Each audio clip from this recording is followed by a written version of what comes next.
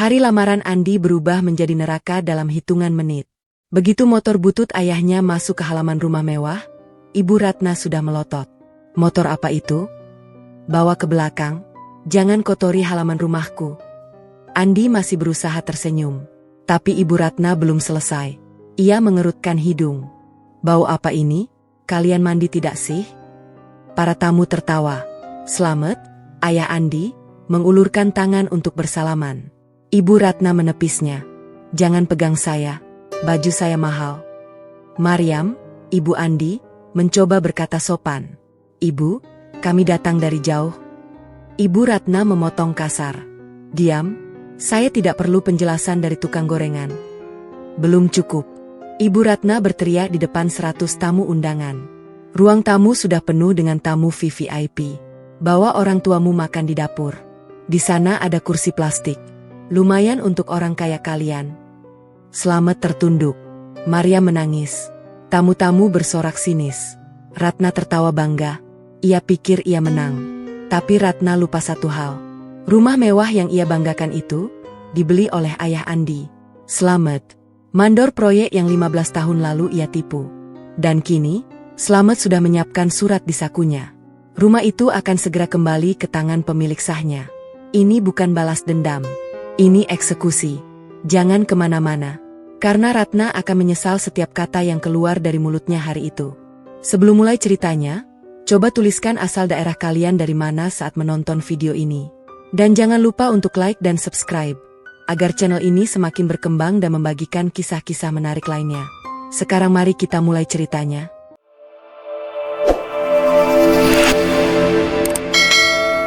Hari itu seharusnya menjadi hari paling membahagiakan bagi Andi. Setelah 3 tahun menjalin hubungan dengan Dina, akhirnya ia resmi melamar kekasihnya itu. Keluarga Dina adalah keluarga kaya raya. Rumah mereka besar, bertingkat 2, dengan halaman luas dan pagar besi berornamen emas. Andi sendiri berasal dari keluarga sederhana. Ayahnya pensiunan karyawan swasta, ibunya berjualan gorengan di pasar. Namun Andi tidak pernah malu. Dia adalah seorang pengusaha muda yang sedang merintis bisnis properti. Meski belum sekaya keluarga Dina, ia punya mimpi besar. Acara lamaran dijadwalkan pukul 10 pagi. Keluarga Andi sudah bersiap sejak subuh. Sang ayah, yang bernama Slamet, memakai kemeja putih lusuh namun disetrika rapi. Sang ibu, Mariam, memakai kebaya sederhana yang masih bagus. Mereka tidak punya mobil. Hanya sebuah motor butut keluaran 2005 yang sudah berkarat di beberapa bagian. "Tidak apa-apa, Pak. Yang penting niat kita baik," ucap Mariam sambil membonceng suaminya. Andi sendiri menyusul kemudian dengan motor yang lebih baru. Ia sempat menawarkan taksi untuk orang tuanya, tetapi ayahnya menolak. "Motor ini sudah cukup, Nak. Buktinya masih bisa mengantarkan kita sampai ke rumah orang kaya," kata Slamet sambil tersenyum tipis. Mereka berangkat dalam rombongan kecil itu. Motor butut ayah Andi mengeluarkan suara berisik setiap kali berhenti di lampu merah. Namun hati mereka penuh harap. Ini adalah awal dari persatuan dua keluarga. Di rumah mewah keluarga Dina, suasana sangat berbeda. Ratna, ibu Dina, berdiri di pintu utama dengan gaun batik mahal. Rambutnya disanggul sempurna. Lehernya dihiasi kalung emas berlian. Ia wanita yang sangat menjaga gengsi. Dirinya berasal dari keluarga konglomerat. Suaminya, Hartono, adalah seorang pengusaha sukses di bidang kontraktor. Mereka memiliki segalanya. Hari itu Ratna sangat bersemangat. Ia sudah mengundang hampir 100 orang, termasuk rekan bisnis suaminya dan teman-teman sosialitanya. Semua makanan dipesan dari catering ternama. Semua dekorasi didatangkan dari desainer interior langganan. "Ratnanti, lamaran anak saya harus sempurna. Tidak boleh ada yang kurang," ucap Ratna kepada pembantunya. Dina, calon istri Andi, telah berdandan sejak pagi. Ia memakai gaun berwarna krem yang membuatnya tampak bak putri raja. Ia tersenyum canggung di antara gemerlap kemewahan keluarganya. Meski ia mencintai Andi, ia tahu ibunya belum sepenuhnya merestui hubungan ini karena Andi dianggap kurang berada. Pukul 10 pagi, rombongan keluarga Andi tiba di depan pagar rumah Ratna. Mereka diantar oleh suara motor butut ayah Andi yang meraung-raung seperti akan putus mesin. Para tamu yang sudah duduk di halaman menoleh. Beberapa dari mereka tersenyum sinis. "Astaga, lihat itu, pakai motor butut. Sungguh memalukan, bisik seorang tamu kepada teman di sampingnya. Ratna yang sedang berbincang dengan teman arisannya langsung mengerutkan dahi. Wajahnya berubah dingin. Senyum ramah yang tadi menghiasi bibirnya lenyap seketika. "Andi, ini orang tuamu?" tanya Ratna dengan nada dingin. Andi yang sudah turun dari motornya dengan cepat membantu ayahnya turun. "Iya, Bu. Ini ayah dan ibu saya.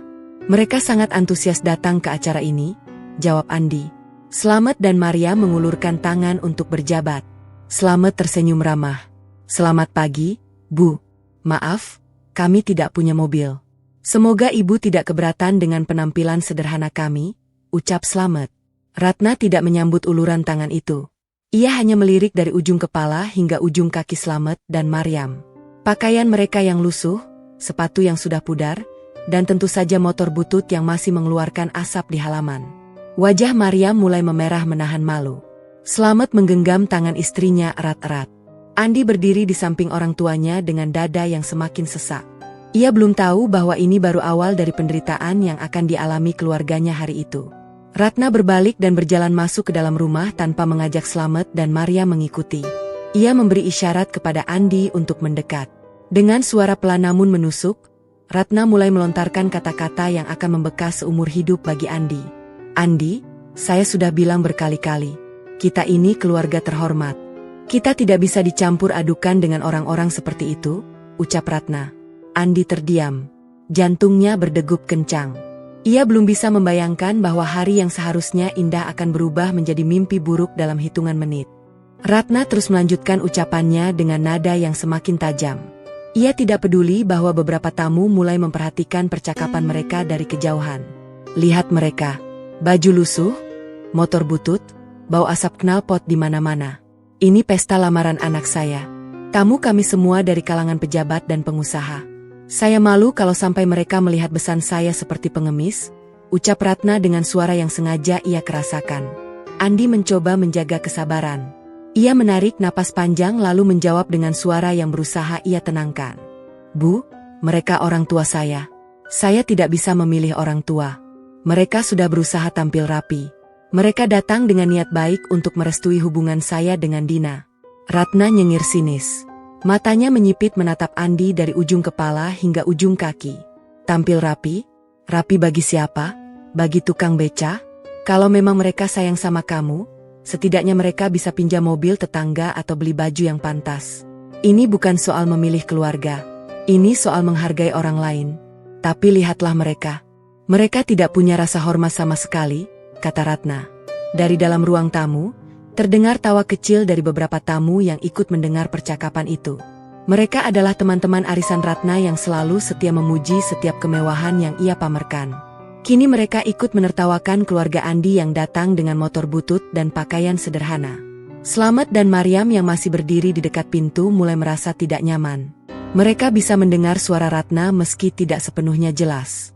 Namun nada suara dan tawa dari dalam ruangan sudah cukup untuk membuat hati mereka terluka. Maria menarik ujung baju suaminya. "Pak, kayaknya kita tidak diharapkan datang.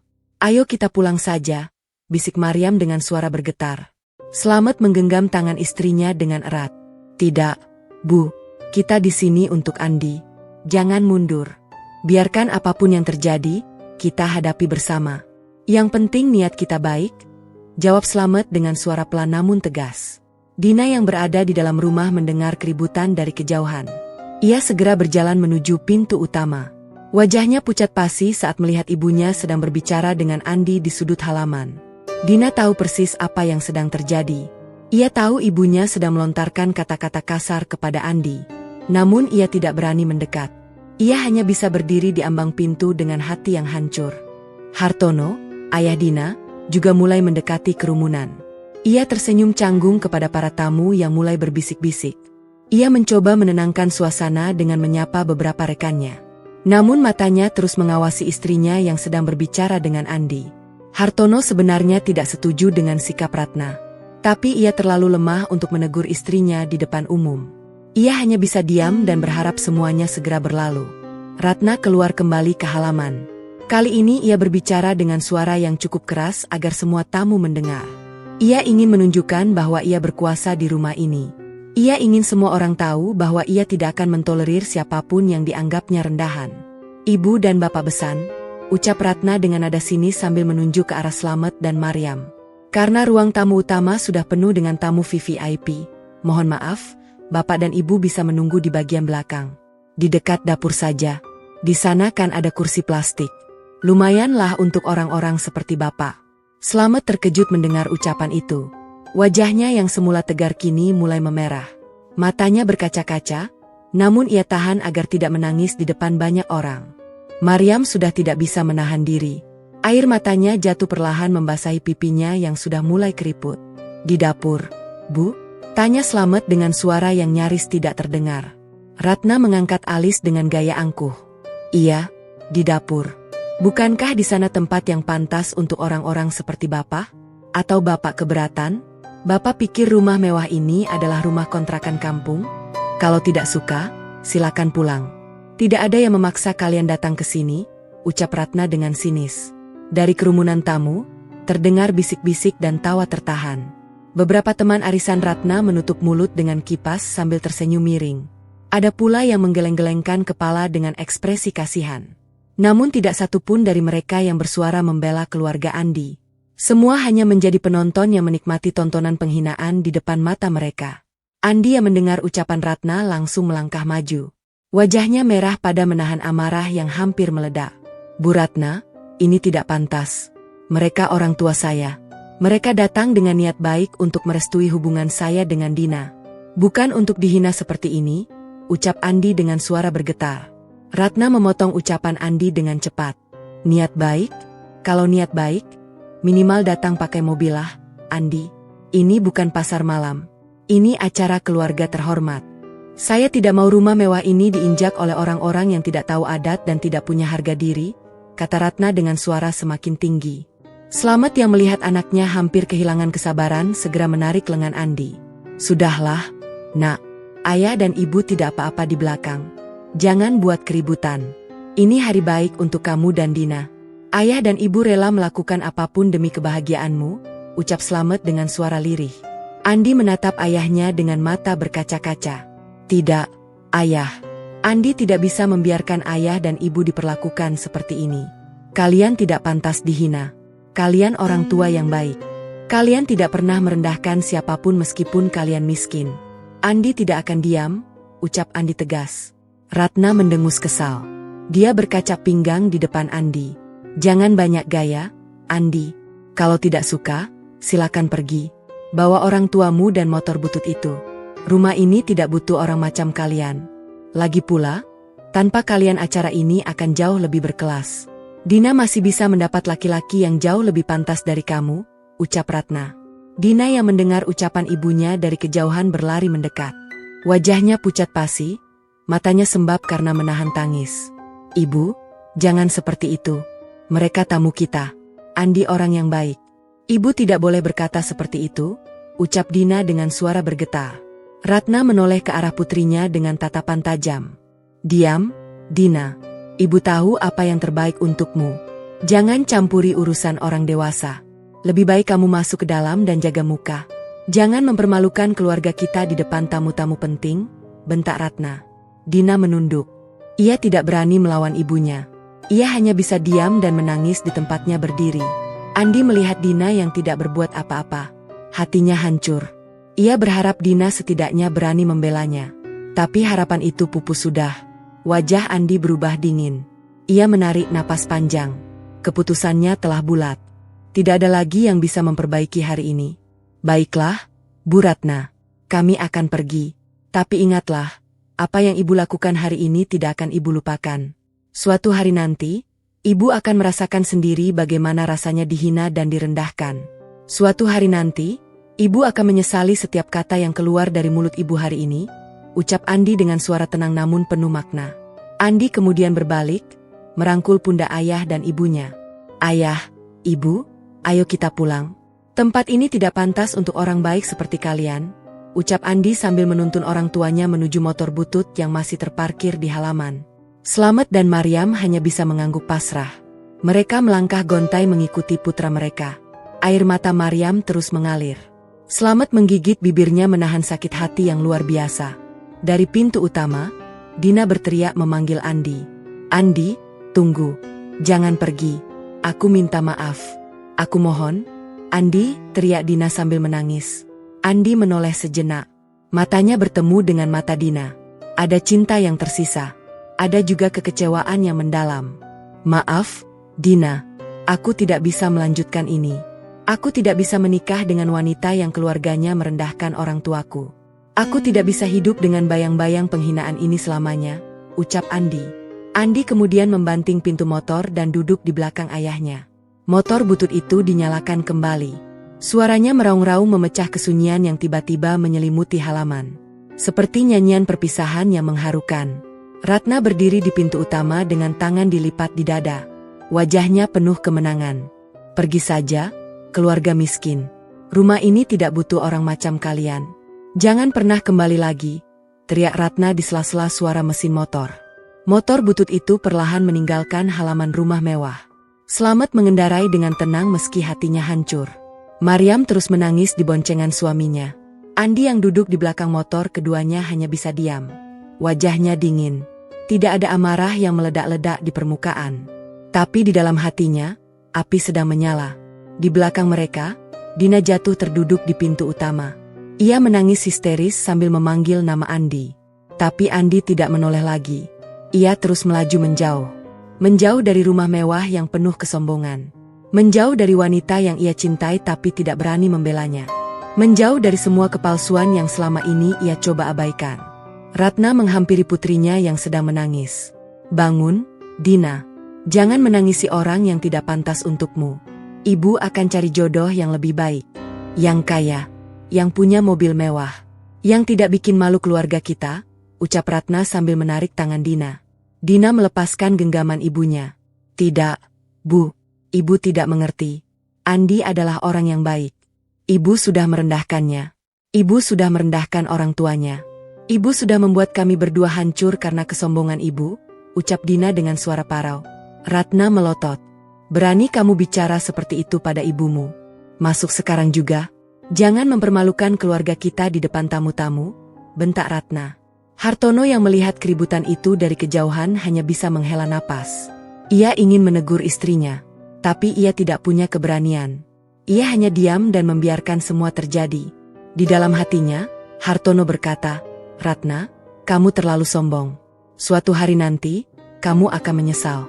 Suatu hari nanti, kita semua akan menyesal." Perjalanan pulang dari rumah mewah keluarga Hartono terasa sangat panjang bagi Andi dan orang tuanya.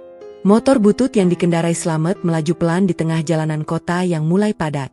Maria masih sesekali menyeka air mata yang terus mengalir di pipinya.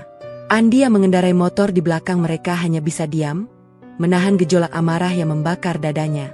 Sesampainya di rumah kontrakan yang sederhana, Slamet mematikan mesin motor. Suara berisik yang sejak tadi menjadi teman setia mereka akhirnya berhenti. Keheningan kembali menyelimuti. Mereka bertiga masuk ke dalam rumah tanpa saling berpandangan. Rumah kontrakan itu sangat sederhana. Dindingnya terbuat dari setengah batako dan setengah anyaman bambu yang sudah mulai rapuh. Lantainya semen, tidak berkeramik. Hanya ada 2 kamar tidur kecil, 1 ruang tamu yang menyatu dengan dapur, dan 1 kamar mandi di belakang. Mariam langsung duduk di kursi bambu yang sudah usang. Ia melepas kerudungnya lalu menunduk. Air matanya masih belum berhenti. Slamet duduk di sampingnya. Ia tidak berbicara, hanya menggenggam tangan istrinya erat-erat. Andi berdiri di ambang pintu, memandang kedua orang tuanya dengan perasaan yang sulit dijelaskan. "Ibu, Ayah, maafkan Andi," ucap Andi akhirnya memecah keheningan. Suaranya serak. Maria mengangkat wajah. Matanya sembab. "Bukan salahmu, Nak. Ibu tidak pernah menyalahkanmu sedikit pun. Yang salah adalah mereka yang tidak punya hati nurani. Ibu hanya sedih, bukan karena dihina, tapi karena kamu harus menyaksikan ibumu dipermalukan di depan orang banyak," jawab Mariam lembut. Andi menghampiri ibunya lalu berlutut di hadapannya. Ia mencium tangan ibunya dan juga tangan ayahnya. Andi berjanji, tidak akan ada yang menghina ayah dan ibu lagi. Andi akan buktikan bahwa kita bukan keluarga miskin yang tidak berarti. Mereka yang merendahkan kita suatu hari akan merendahkan diri mereka sendiri, ucap Andi dengan nada penuh tekad. Slamet mengelus kepala anaknya. Nak, jangan biarkan amarah menguasaimu. Dendam hanya akan menghancurkan hatimu. Ayah dan ibumu sudah memaafkan mereka, meskipun mereka tidak minta maaf. Biarlah Allah yang membalas. Karena Allah tidak akan pernah menzolimi hambanya, nasihat Slamet dengan bijak. Andi menggeleng lembut. Ayah, ini bukan soal dendam. Ini soal keadilan. Mereka merendahkan kita hanya karena harta. Padahal tidak ada yang lebih berharga dari martabat. Ayah dan ibu mengajarkan Andi untuk bekerja keras, jujur, dan tidak pernah menyusahkan orang lain. Tapi mereka mengajarkan sebaliknya. Mereka mengajarkan kesombongan dan penghinaan. Andi tidak bisa diam, ucap Andi tegas. Maria mengusap air matanya yang tersisa. Ia kemudian berdiri dan berjalan ke dapur. Ia akan menghangatkan sayur asem yang tersisa dari pagi tadi. Mungkin makan bersama bisa sedikit meredakan perasaan mereka. Slamet membantu istrinya menyiapkan meja makan, sementara Andi masih duduk termenung di ruang tamu sambil memegang ponselnya. Ia membuka ponsel dan melihat ada belasan pesan dari Dina. Semuanya berisi permintaan maaf. Ada juga beberapa panggilan tak terjawab. Andi tidak membalasnya. Bukan karena ia marah kepada Dina, tetapi karena ia butuh waktu untuk berpikir jernih. Ia juga butuh waktu untuk menentukan langkah selanjutnya. Malam harinya, setelah makan malam yang sunyi, Andi masuk ke kamarnya. Ia tidak bisa tidur. Pikirannya terus berputar. Ia teringat pada Om Budi, pamannya yang bekerja sebagai pengacara dan juga pengelola investasi. Beberapa tahun lalu, kakek Andi meninggal dunia dan meninggalkan warisan berupa tanah yang cukup luas. Tanah itu dijual oleh keluarga dan hasilnya diinvestasikan melalui Om Budi. Tidak banyak orang yang tahu termasuk Slamet dan Mariam bahwa nilai investasi itu sudah berkembang sangat besar.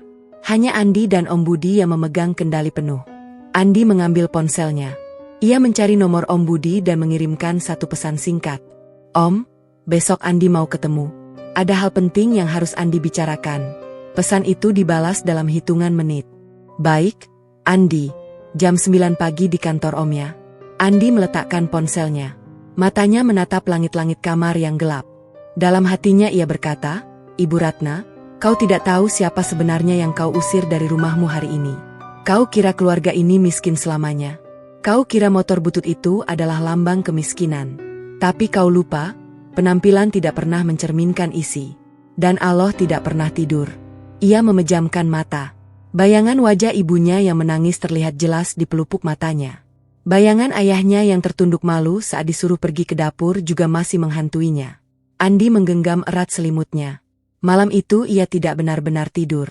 Ia hanya terbaring dengan mata tertutup, sementara pikirannya terus menyusun rencana. Pagi pun tiba. Matahari terbit dari ufuk timur, menyinari rumah kontrakan yang sederhana itu dengan hangat. Ayam berkokok bersahutan. Burung-burung pipit mulai berbunyi di ranting pohon mangga di depan rumah. Slamet sudah bangun lebih dulu dan menyiapkan air untuk mandi. Mariam sedang memasak nasi di dapur kecil mereka. Andi keluar dari kamar dengan pakaian rapi. Ia sudah memutuskan. Hari ini ia akan menemui Om Budi. Hari ini ia akan memulai langkah pertama dari rencana yang sudah mengendap di pikirannya semalaman. Ayah, Ibu, Andi pergi dulu. Ada urusan penting, ucap Andi sambil mencium tangan kedua orang tuanya. Pergilah, Nak. Hati-hati di jalan. Jangan lupa sarapan dulu, kata Mariam sambil menyodorkan sepiring nasi putih dengan telur dadar.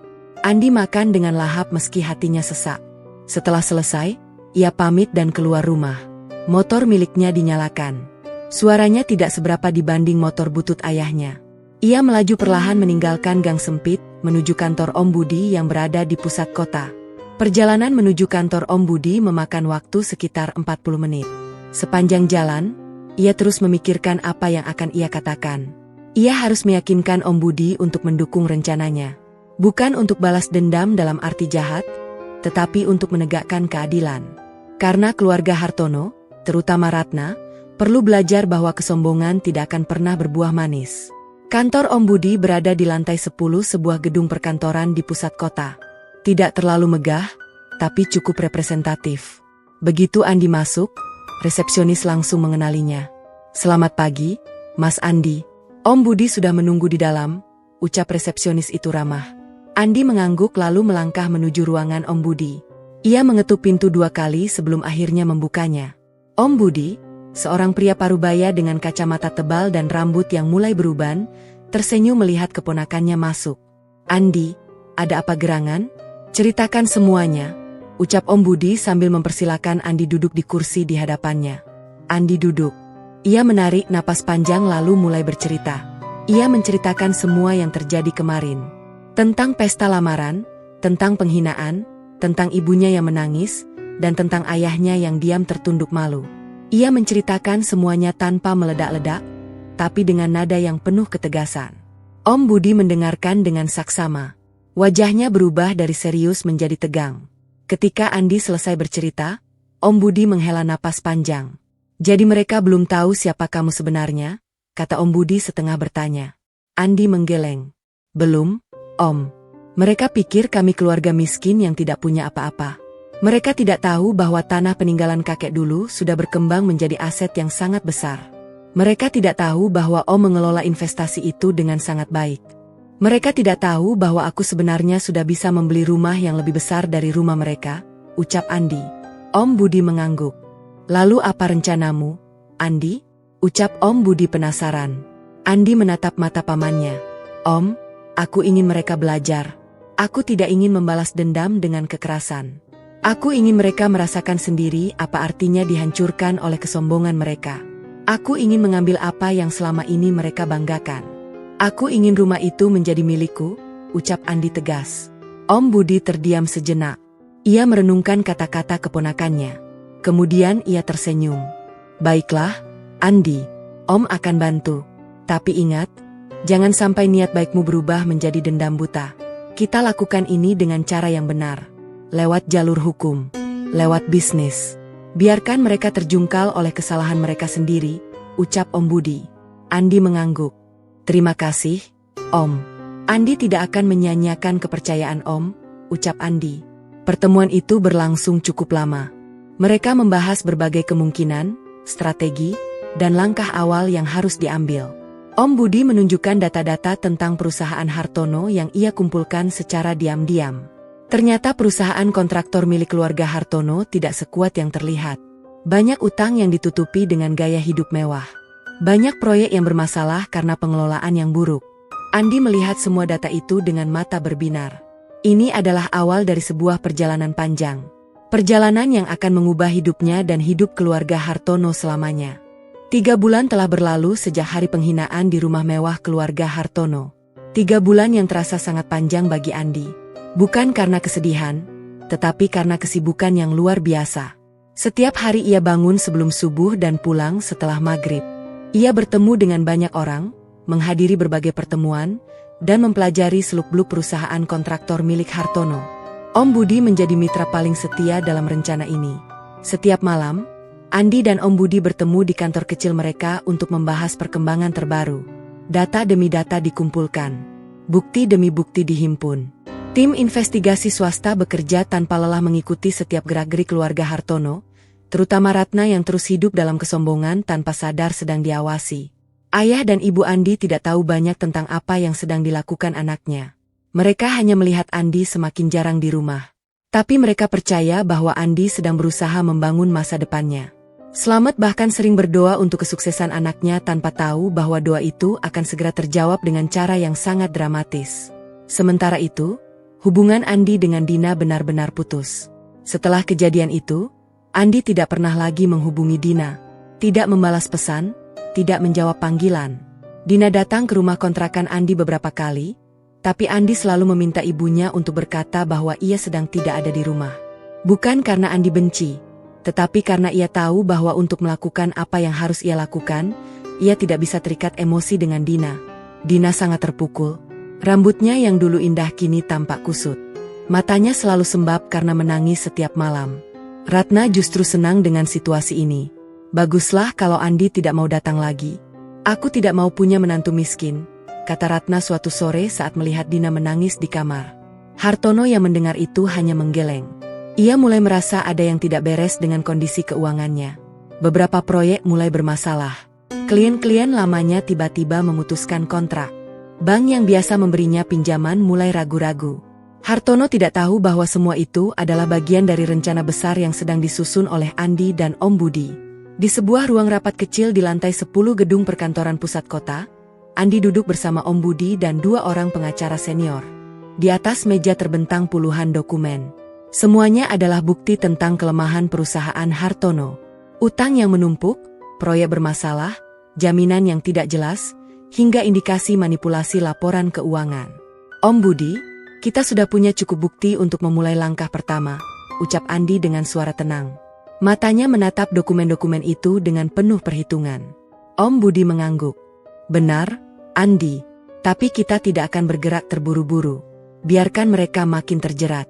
Jangan potong tali sekaligus. Potong sedikit demi sedikit agar mereka merasakan sakitnya perlahan, ujar Om Budi dengan senyum bijak. Andi setuju. Ia kemudian menandatangani beberapa dokumen yang disodorkan pengacara itu. Dokumen-dokumen itu adalah perintah untuk membeli sebagian kecil utang perusahaan Hartono yang dijual oleh bank ke pasar sekunder. Dengan itu, Andi secara perlahan menjadi salah satu kreditur Hartono tanpa sepengetahuan keluarga itu. Setelah pertemuan selesai, Andi pulang ke rumahnya. Langit sudah gelap. Hujan mulai turun perlahan. Ia memarkir motornya di terpal depan rumah, lalu masuk ke dalam. Slamet dan Mariam sedang duduk di ruang tamu sambil menonton televisi. Begitu melihat Andi masuk, Mariam langsung tersenyum dan bertanya apakah ia sudah makan. Sudah, Bu. Tadi Andi makan di luar, jawab Andi sambil melepas jaketnya. Duduklah, Nak. Ayah mau bicara sesuatu, kata Slamet sambil menepuk kursi di sampingnya. Andi duduk di samping ayahnya. Wajah Slamet tampak serius. Ada kecemasan yang tersembunyi di balik raut tuanya. Selama beberapa bulan ini, ia melihat perubahan pada anaknya. Andi menjadi lebih pendiam, lebih sibuk, dan lebih sering keluar tanpa alasan yang jelas. Nak, ayah tahu kamu pasti masih sakit hati dengan kejadian lamaran dulu. Tapi ayah titip pesan. Jangan biarkan amarah menguasaimu. Jangan sampai kamu melakukan hal-hal yang merugikan diri sendiri hanya untuk balas dendam, ucap Slamet lembut. Andi menunduk. Ia menggenggam tangan ayahnya. Ayah, Andi tidak akan melakukan hal yang melanggar hukum. Andi hanya ingin menegakkan keadilan. Mereka merendahkan kita tanpa alasan. Mereka mengusir kita seperti sampah. Andi hanya ingin mereka merasakan bagaimana rasanya dihina dan dibuang, jawab Andi dengan suara bergetar. Maria menangis mendengar itu. Ia memeluk Andi erat-erat. Ibu tidak tega melihatmu seperti ini, Nak. Ibu hanya ingin kamu bahagia. Jangan biarkan luka masa lalu mengubahmu menjadi orang yang penuh kepahitan, ucap Mariam terseduh. Andi memeluk ibunya balik. Ia tidak berbicara. Ia hanya menangis dalam diam. Tangis yang selama ini ia tahan agar terlihat kuat. Tangis yang baru keluar di pelukan ibunya. Dalam hati Andi berkata, maafkan Andi, ayah, ibu. Andi tidak bisa diam. Andi harus melakukan ini, bukan karena dendam, tapi karena kalian layak dihormati. Dan mereka harus belajar bahwa tidak ada manusia yang pantas direndahkan. Malam itu Andi tidak bisa tidur. Ia membuka laptopnya dan mulai menelusuri lagi semua data tentang keluarga Hartono. Kali ini ia fokus pada rumah mewah itu. Ternyata rumah itu tidak sepenuhnya milik Hartono. Masih ada sisa utang yang cukup besar di bank. Dan proses pembeliannya pun menggunakan agunan yang sangat lemah. Jika terjadi sesuatu pada bisnis Hartono, rumah itu adalah yang pertama kali akan disita. Andi tersenyum tipis. Ini adalah titik lemah yang sangat menguntungkan. Jika ia bisa membuat bank menarik agunan lebih cepat, maka rumah mewah itu akan segera dilelang. Dan jika ia memenangkan lelang, maka rumah itu akan menjadi miliknya. Rumah tempat ia dan orang tuanya dihina. Rumah yang akan menjadi saksi bisu kebangkitan keluarganya. Ia menutup laptopnya. Matanya memandang keluar jendela. Hujan masih turun dengan deras. Namun di balik gelapnya malam, Andi melihat secercah harapan. Harapan untuk mengembalikan martabat keluarganya. Harapan untuk membuktikan bahwa kemiskinan bukanlah aib, tetapi kesombonganlah yang sebenarnya aib. Sementara itu, di rumah mewah keluarga Hartono, Ratna masih tenggelam dalam kebahagiaan semu. Ia baru saja memesan perhiasan baru dari luar negeri. Ia juga sudah merencanakan pesta ulang tahunnya yang ke-50 dengan konsep yang sangat mewah. Tidak ada sedikit pun bayangan dalam benaknya bahwa dirinya sedang berada di tepi jurang yang sangat dalam. Hartono di ruang kerjanya sedang memegang kepalanya yang pening. Laporan keuangan perusahaan menunjukkan penurunan drastis dalam 3 bulan terakhir. Beberapa proyek besar dibatalkan tanpa alasan yang jelas. Ban mulai meminta jaminan tambahan. Utang-utang yang selama ini bisa ia bayar dengan mudah kini terasa sangat memberatkan. Ratna, kita harus hemat mulai sekarang. Bisnis sedang tidak baik-baik saja, ucap Hartono saat makan malam. Ratna meletakkan sendoknya dengan kasar. Hemat? Maksudmu kita tidak jadi beli perhiasan? Tidak jadi pesta ulang tahun? Apa kata teman-temanku nanti? Aku sudah mengundang mereka semua. Aku tidak mau malu di depan mereka, bentak Ratna. Hartono menghela napas. Ini bukan soal gengsi, Ratna. Ini soal bertahan hidup. Jika perusahaan bangkrut, kita bisa kehilangan segalanya. Rumah ini, mobil-mobil ini, semuanya, jelas Hartono dengan wajah tegang. Ratna tertawa sinis. Jangan terlalu dramatis. Kamu selalu bilang begitu setiap ada masalah kecil. Aku yakin semuanya akan baik-baik saja. Yang penting kita tetap menunjukkan kepada orang lain bahwa kita baik-baik saja, ucap Ratna sambil kembali menyantap makanannya. Dina yang duduk di ujung meja hanya diam. Ia tidak ingin terlibat dalam pertengkaran orang tuanya. Namun hatinya miris.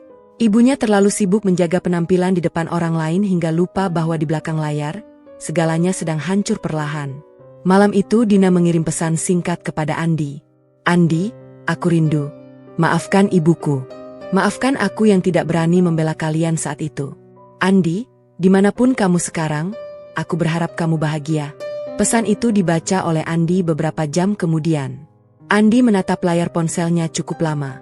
Jari-jarinya bergerak hendak membalas, tapi akhirnya ia urungkan. Ia mematikan ponselnya dan meletakkannya di samping bantal. Maaf, Dina, aku tidak bisa kembali. Bukan karena aku tidak mencintaimu, tapi karena di antara kita sekarang ada tembok yang terlalu tinggi untuk dipanjat. Tembok itu bernama kehormatan keluargaku yang kau biarkan ibumu injak-injak, bisik Andi dalam hati. Ia memejamkan mata. Bayangan ibunya menangis di dapur belakang rumah mewah itu masih begitu jelas. Bayangan ayahnya yang tertunduk malu saat disuruh pergi ke dapur juga tak pernah pudar. Itu semua adalah bahan bakar baginya untuk terus melangkah, untuk terus berjuang. Pagi berikutnya, Andi bangun lebih awal dari biasanya. Ia mandi, berpakaian rapi, lalu sarapan bersama orang tuanya. Slamet dan Mariam terlihat sedikit lega karena Andi akhirnya mau makan bersama mereka lagi. Hari ini Andi akan bertemu dengan seorang pengusaha properti besar.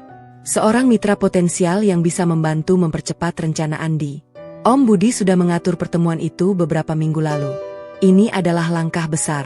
Ini adalah langkah yang akan menentukan apakah rencana Andi akan berhasil atau tidak. Semoga Allah memudahkan, ucap Mariam sebelum Andi berangkat. Amin. Doakan Andi, ya, ayah, ibu, jawab Andi sambil mencium tangan mereka. Ia keluar rumah. Matahari pagi menyinari wajahnya. Ia mengendarai motornya perlahan meninggalkan gang sempit menuju pusat kota. Di perjalanan, ia melewati lagi rumah mewah keluarga Hartono. Dari balik pagar besi hitam berornamen emas, ia melihat Ratna sedang duduk di taman sambil meminum kopi.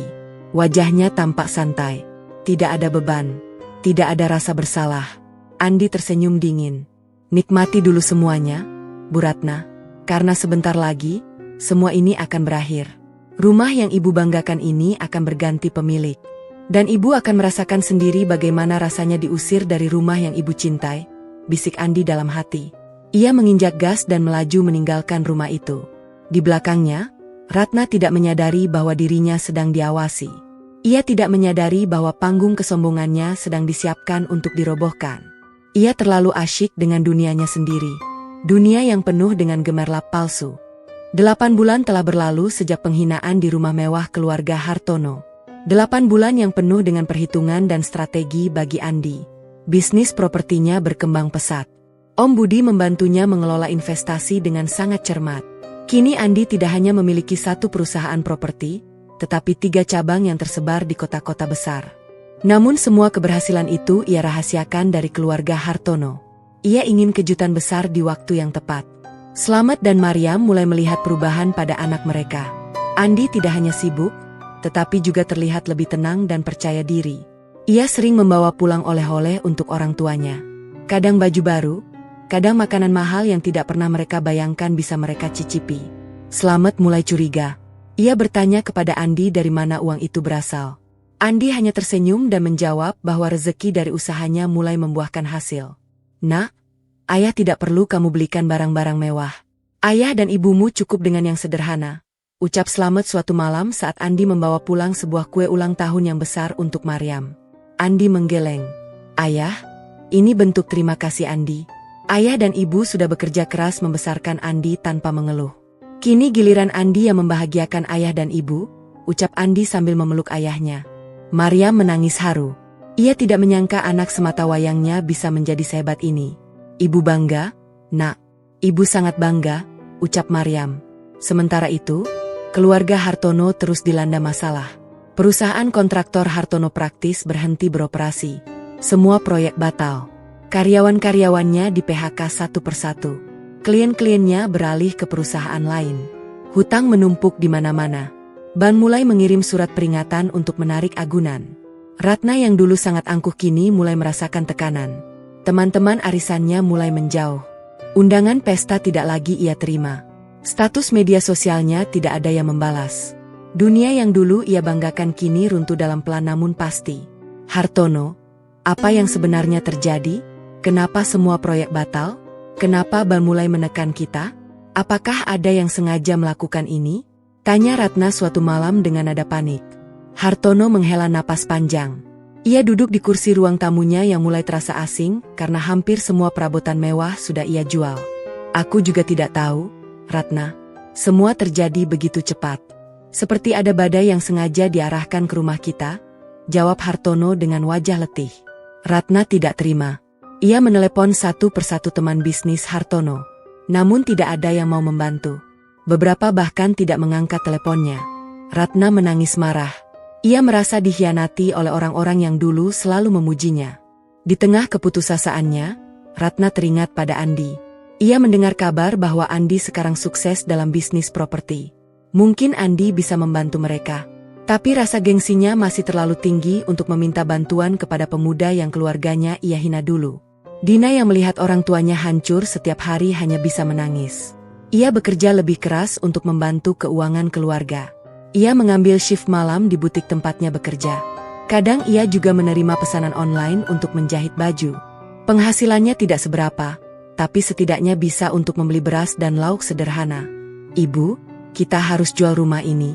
Ini satu-satunya cara untuk melunasi utang, ucap Dina suatu sore saat melihat ibunya termenung di ruang tamu yang mulai kosong. Ratna menatap putrinya dengan mata sembab. Jual rumah? Ini satu-satunya yang tersisa, Dina. Ini harga mati kita. Jika rumah ini dijual, kita akan menjadi gelandangan. Aku tidak tega, ucap Ratna dengan suara bergetar. Dina menggenggam tangan ibunya. Ibu, lebih baik kita menjadi gelandangan tapi hidup tenang tanpa utang. Daripada kita tinggal di rumah mewah ini tapi setiap hari dikejar-kejar bank dan rentenir. Mari kita ikhlas, Bu. Allah pasti memberikan yang terbaik setelah ini, ucap Dina. Ratna menangis di pangkuan putrinya. Ia menyesali semua kesombongannya dulu. Ia menyesali telah menghina keluarga Andi. Ia menyesali telah menyuruh mereka makan di dapur. Kini ia sendiri yang hampir tidak punya tempat untuk makan. Hartono akhirnya mengambil keputusan. Rumah mewah itu akan dijual. Proses lelang akan segera dilaksanakan. Ratna tidak bisa menolak lagi. Ia hanya bisa pasrah. Hari lelang tiba. Ratna tidak sanggup hadir. Ia memilih tinggal di kontrakan sementara yang sangat sederhana. Dindingnya terbuat dari batako setengah jadi. Lantainya semen. Atapnya seng yang berbunyi berisik setiap kali angin bertiup. Disinilah ia harus tinggal setelah rumah mewahnya berpindah tangan. Hartono yang hadir di ruang lelang duduk di barisan depan dengan wajah pucat. Ia tidak percaya bahwa hidupnya akan berakhir seperti ini. Semua harta yang ia kumpulkan puluhan tahun lenyap dalam hitungan bulan. Proses lelang berlangsung cepat. Beberapa peserta menawar, tapi tidak banyak. Harga awal 7 miliar, naik ke 8 miliar, lalu 9 miliar, lalu 10 miliar. Ketika harga mencapai 10 miliar 500 juta, semua peserta mulai mundur. Hanya tersisa satu peserta yang terus menaikkan tawaran. Seorang pemuda dengan pakaian sederhana yang duduk di barisan tengah. Hartono menoleh. Ia terkejut setengah mati saat mengenali wajah pemuda itu. Andi. Pemuda yang dulu ia izinkan ibunya hina. Pemuda yang keluarganya ia usir ke dapur. Pemuda yang dulu datang dengan motor butut dan pakaian lusuh. Kini duduk dengan tenang di antara para investor kaya. Ketua lelang mengetuk palu. 10.500.000.000 rupiah. Sah. Rumah tersebut resmi menjadi milik Bapak Andi, anak dari Bapak Slamet bin Sasmito, ucap ketua lelang. Hartono lemas. Tangannya gemetar. Ia tidak bisa berkata apa-apa. Ia hanya bisa menatap Andi yang berdiri dengan tenang, merapikan kemejanya, lalu berjalan keluar tanpa menoleh ke arahnya. Di luar gedung, Andi bertemu dengan Om Budi. Selamat, Andi. Kamu berhasil, ucap Om Budi sambil menepuk pundak Andi. Andi tersenyum tipis. Ini baru awal, Om. Akan ada banyak hal yang harus kita lakukan selanjutnya, ucap Andi. Om Budi mengangguk. Rumah itu sekarang milikmu. Kamu bebas melakukan apapun terhadapnya. Apa rencanamu? Tanya Om Budi. Andi memandang ke arah rumah mewah yang tidak jauh dari gedung lelang. Rumah itu akan aku renovasi total. Aku akan mengubahnya menjadi tempat yang penuh berkah. Dan aku akan tinggal di sana bersama ayah dan ibuku. Mereka pantas menikmati kemewahan yang dulu dirampas dari mereka, ucap Andi. Bagus, Andi. Itu keputusan yang bijak, ucap Om Budi. Mereka berdua kemudian berpisah. Andi melajukan motornya pulang ke rumah kontrakan orang tuanya. Di perjalanan, ia berpikir tentang Dina. Ia masih mencintai wanita itu. Tapi luka yang ia rasakan masih terlalu dalam. Ia belum bisa memaafkan. Belum bisa melupakan. Sementara itu, Hartono pulang ke kontrakan kecil tempat Ratna dan Dina menunggu. Wajahnya pucat pasi. Ia langsung duduk di kursi bambu yang sudah usang tanpa berkata apa-apa. Ratna mendekati suaminya. Bagaimana, Hartono? Siapa yang membeli rumah kita? Tanya Ratna dengan suara cemas. Hartono menatap istrinya dalam-dalam. Andi yang membeli rumah kita, jawab Hartono lirih. Ratna terdiam. Mulutnya terbuka, tapi tidak ada suara keluar. Ia merasa bumi berputar begitu cepat. Andi, pemuda miskin yang dulu ia usir ke dapur, kini menjadi pemilik rumah mewahnya. Ratna menangis terseduh-seduh. Ya Allah, apa yang telah aku lakukan? Aku telah menghina orang yang ternyata sangat kaya. Aku telah menyia-nyiakan rezeki yang engkau kirimkan melalui mereka, ucap Ratna dalam doanya. Dina juga menangis. Ia tidak menyangka bahwa Andi memiliki kekayaan sebesar itu. Ia baru sadar bahwa Andi datang dengan kesederhanaan dulu bukan karena ia miskin. Ia ingin dinilai dari hatinya, bukan dari hartanya. Tapi ibunya gagal memahami itu. Ibu, sekarang ibu tahu, Andi bukan orang yang pantas ibu hina. Dia lebih baik dari kita semua, ucap Dina dengan suara parau. Ratna hanya bisa diam. Penyesalan yang sangat besar menghantam hatinya. Ia sadar bahwa semua yang terjadi adalah karena kesombongannya sendiri. Kini ia harus menerima kenyataan pahit. Ia tidak lagi memiliki rumah mewah. Ia tidak lagi memiliki status sosial. Ia hanya seorang wanita tua yang tinggal di kontrakan sempit, menunggu belas kasihan dari orang-orang yang dulu ia hina. Keluarga Hartono kini tinggal di kontrakan sempit di pinggiran kota. Rumah itu sangat sederhana. Dindingnya terbuat dari batako setengah jadi yang tidak diplester. Lantainya semen yang kasar dan berdebu. Atapnya seng yang berbunyi berisik setiap kali hujan turun. Ukurannya tidak lebih besar dari garasi rumah mewah mereka dulu. Ratna duduk bersila di lantai yang dingin. Ia memeluk bantal kecil, menatap kosong ke depan.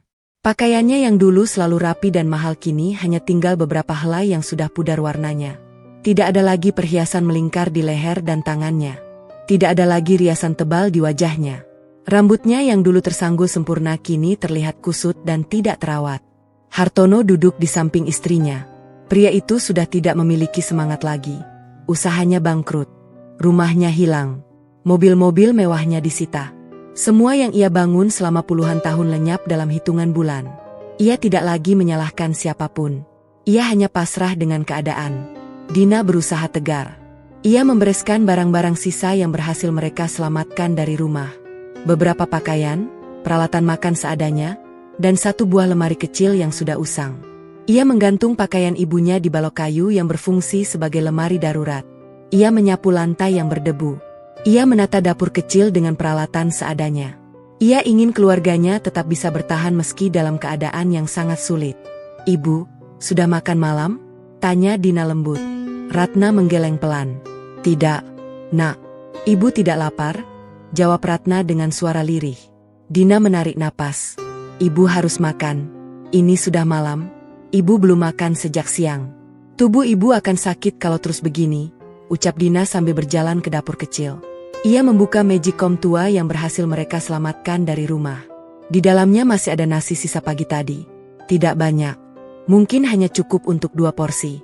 Dina mengambil nasi itu, lalu menghangatkannya dengan air panas. Tidak ada lauk yang mewah. Hanya telur dadar tipis dan kecap. Ratna menatap nasi dan telur dadar yang disajikan Dina di depannya. Dulu ia terbiasa makan di atas meja kayu jati dengan taplak sutra. Lauknya selalu lengkap. Ada sayur, ada daging, ada ikan, ada buah. Kini ia hanya makan nasi hangat dengan telur dadar tipis di lantai kontrakan yang berdebu. Air matanya jatuh lagi. Tapi kali bukan karena kesombongan. Kali ini karena rasa bersalah yang sangat besar.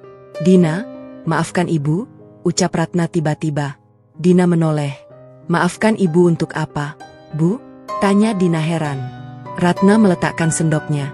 Ibu sudah merusak hidupmu, Dina. Ibu sudah memisahkanmu dengan Andi.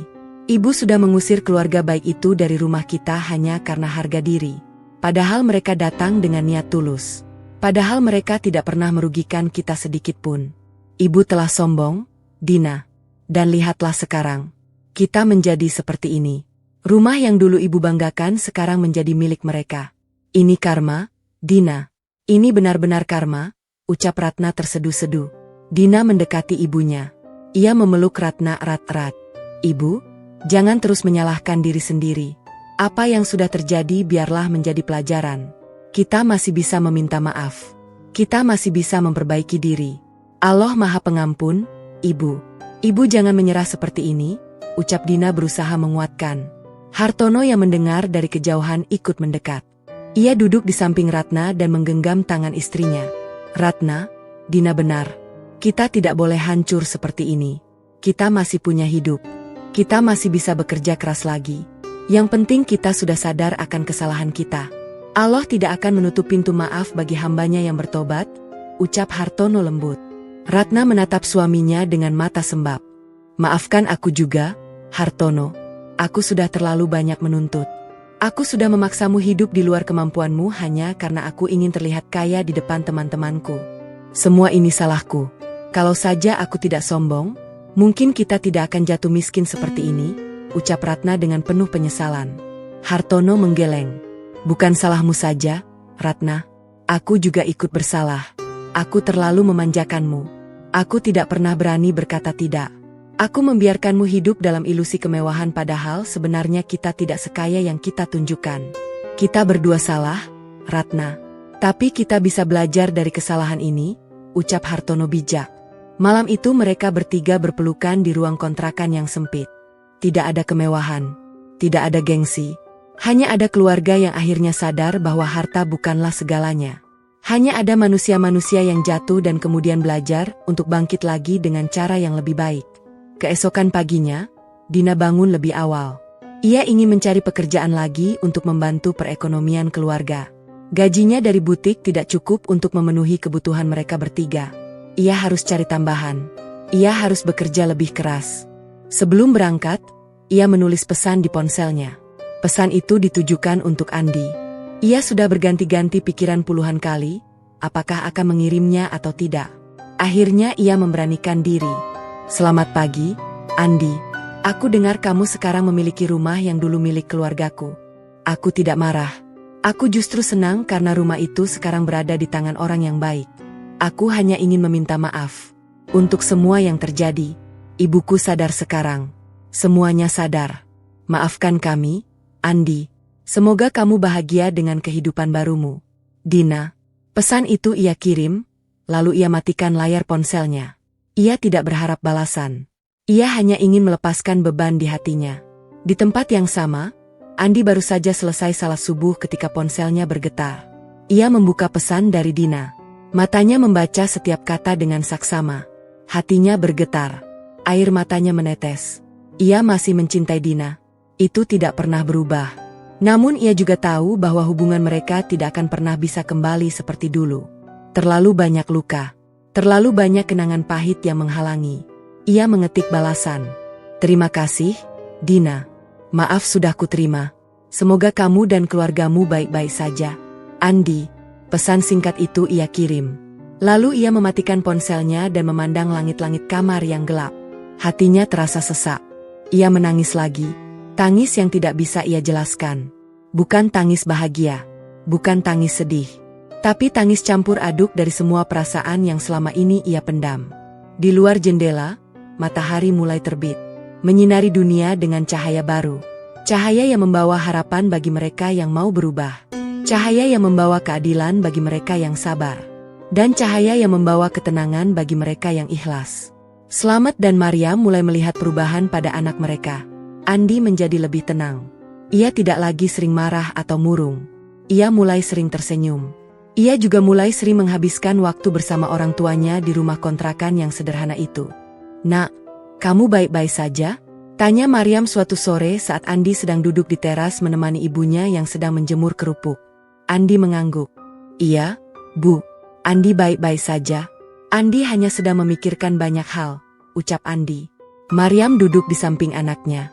"Ibu tahu kamu pasti masih memikirkan Dina. Ibu juga tahu kamu masih sakit hati dengan apa yang terjadi. Tapi ingatlah, Nak, hidup ini tidak selalu tentang balas dendam. Terkadang, memaafkan adalah jalan terbaik untuk kebahagiaan," ucap Maryam bijak. Andi menunduk. "Ibu, Andi sudah memaafkan. Tapi Andi belum bisa melupakan." "Itu berbeda," ucap Andi. Maryam tersenyum. "Tidak apa-apa, Nak. Waktu akan menyembuhkan semuanya. Yang penting sekarang kamu fokus membangun masa depanmu. Rumah yang baru kamu beli itu butuh perhatianmu. Ayah dan ibu akan selalu mendukung apapun keputusanmu," ucap Maryam. Andi memeluk ibunya. "Terima kasih, Ibu. Andi tidak akan mengecewakan ayah dan ibu," ucap Andi. Malam itu, Andi mengambil ponselnya lagi. Ia membuka galeri foto dan melihat foto-foto lamanya bersama Dina. Ada tawa, ada bahagia, ada cinta yang dulu begitu kuat. Andi menghela napas panjang lalu menutup galeri itu.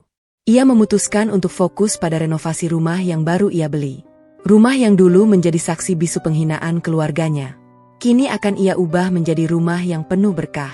Besok pagi, ia akan memulai renovasi. Ia akan mengubah setiap sudut rumah itu. Dapur belakang tempat ibunya disuruh makan akan ia ubah menjadi kamar mandi yang bersih dan wangi.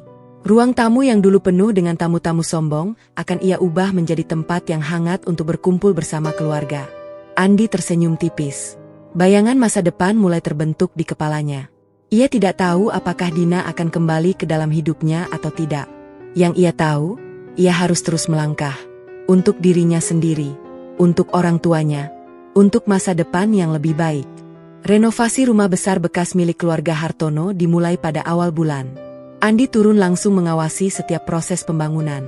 Ia tidak ingin ada satu sudut pun yang luput dari perhatiannya. Rumah itu akan ia ubah total menjadi tempat yang benar-benar baru.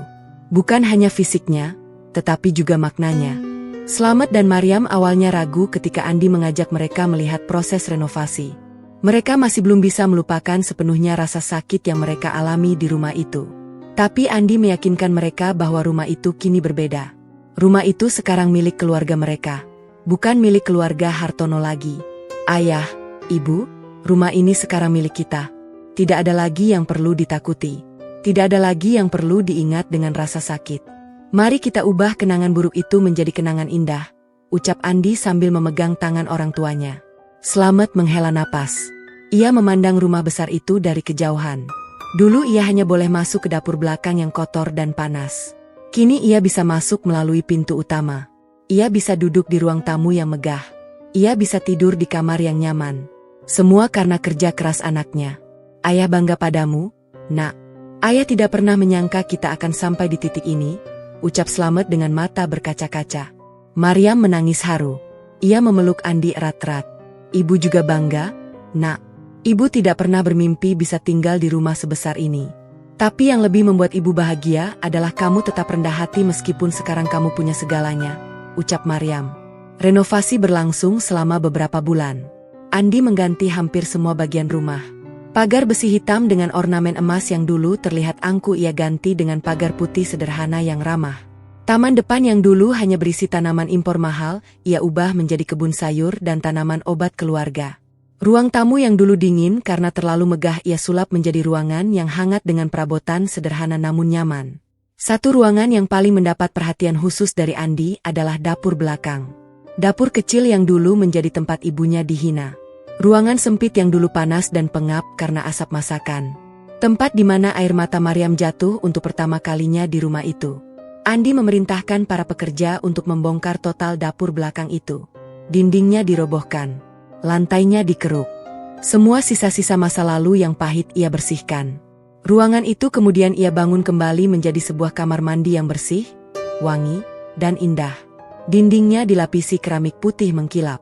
Lantainya menggunakan marmer berkualitas tinggi. Ada wastafel modern, cermin besar, dan kloset duduk yang nyaman. Ketika kamar mandi itu selesai, Andi mengajak ibunya melihatnya. Maryam berjalan perlahan menuju ruangan yang dulu sangat ia kenali. Ia berdiri di ambang pintu, matanya berkaca-kaca. "Bu, ini dulu dapur belakang tempat ibu disuruh makan oleh Ibu Ratna. Kini Andi ubah menjadi kamar mandi. Bersih, wangi, dan layak digunakan. Andi ingin ibu tidak lagi mengingat tempat ini dengan kesedihan. Andi ingin ibu mengingatnya sebagai tempat di mana kita memulai kebangkitan kita," ucap Andi. Maryam tidak bisa berkata-kata. Ia hanya mengangguk sambil menangis. Ia masuk ke dalam kamar mandi itu, menyentuh dinding keramik yang dingin, membuka keran wastafel, merasakan air mengalir di ujung jarinya. Tempat yang dulu penuh dengan air mata kini berubah menjadi tempat yang bersih dan suci. "Ibu tidak menyangka, Nak. Ibu benar-benar tidak menyangka," ucap Maryam sambil memeluk Andi. Slamet yang berdiri di belakang mereka hanya tersenyum. Hatinya penuh dengan rasa syukur yang tidak terhingga. Allah benar-benar membalikkan keadaan dengan cara yang paling indah. Dulu mereka dihina di rumah ini. Kini mereka menjadi pemiliknya. Dulu mereka disuruh makan di dapur. Kini mereka bisa menggunakan kamar mandi mewah yang dulunya adalah dapur penghinaan itu. Sementara renovasi berjalan lancar, kabar tentang kesuksesan Andi mulai tersebar. Banyak orang yang dulu merendahkannya kini berbalik memujinya. Namun Andi tidak terpengaruh. Ia tetap rendah hati. Ia tetap tinggal di rumah kontrakan orang tuanya sampai renovasi selesai sepenuhnya. Om Budi sering berkunjung untuk memantau perkembangan renovasi. Ia bangga melihat keponakannya tidak berubah menjadi sombong meskipun sekarang kaya raya. "Andi, kamu hebat. Banyak orang yang setelah punya harta menjadi lupa diri. Tapi kamu tidak. Om bangga padamu," ucap Om Budi. Andi tersenyum.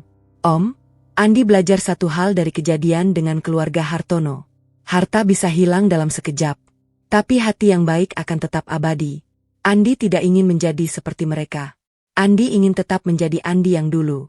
Sederhana, rendah hati, dan selalu ingat dari mana Andi berasal," ucap Andi. Om Budi mengangguk setuju. "Semoga Allah memberkahi hartamu karena kau menggunakannya dengan bijak," ucap Om Budi.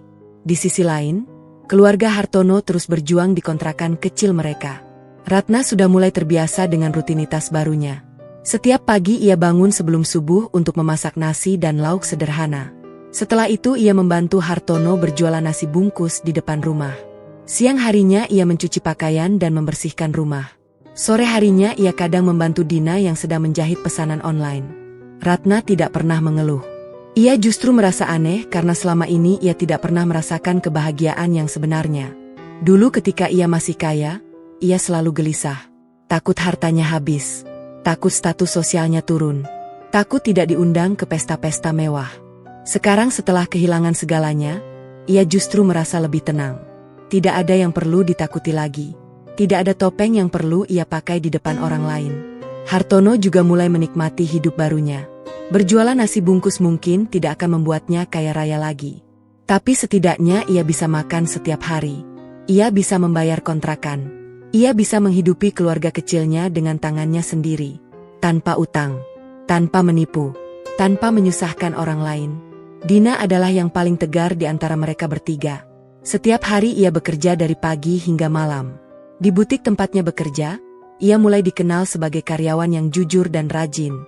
Pemilik butik bahkan mulai mempercayakannya untuk mengelola bagian administrasi. Gajinya naik sedikit demi sedikit. Tidak besar, tapi cukup untuk membantu orang tuanya. Suatu malam, setelah semua pekerjaannya selesai, Dina duduk di beranda kontrakan sambil memandang bintang-bintang di langit. Pikirannya melayang ke Andi. Ia bertanya-tanya apa yang sedang dilakukan Andi saat itu. Apakah Andi sudah melupakannya? Apakah Andi sudah menemukan wanita lain? Apakah Andi masih sesekali mengingatnya? Dina menghela napas panjang. Ia berdoa dalam hati. Ya Allah, jika Andi adalah jodohku, dekatkanlah dia kembali padaku.